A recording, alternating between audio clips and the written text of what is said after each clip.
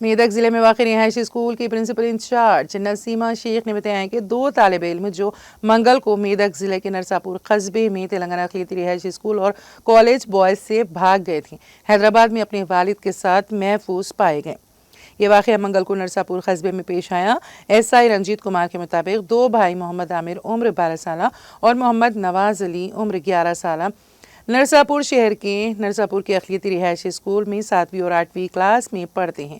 वो मंगल को ग्राउंड पर खेलते हुए वहां से भाग गए। स्कूल के अमले ने बच्चों की वालिदा की मदद से पूरे नरसापुर कस्बे में तलाश किया, लेकिन वो नहीं मिल सकी। बताया जाता है कि दोनों गुज़िश्ता 3 साल से अपने वालिदैन से दूर थे।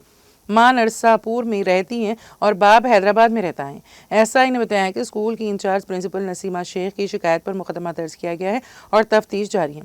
TTV के नुमाइंदे ने बुध के रोज़ स्कूल की इंचार्ज प्रिंसिपल नसीमा शेख से वजाहत तलब की तो उन्होंने TTV के नुमाइंदे को ये कहते हुए जवाब दिया कि आमिर और नवाज अली नामी 2 भाई अपने वालिद के साथ हैदराबाद में मिले हैं।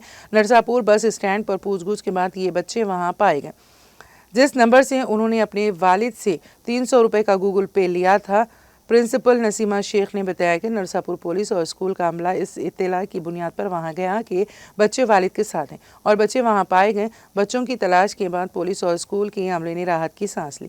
ताहम स्कूल के अमले और असातिज़ा को बच्चों पर नज़र रखनी चाहिए, लेकिन लोग इस बात पर अपने गुस्से का इजहार कर रहे हैं कि स्कूल का अमला बच्चों के भागने तक क्या कर रहा है।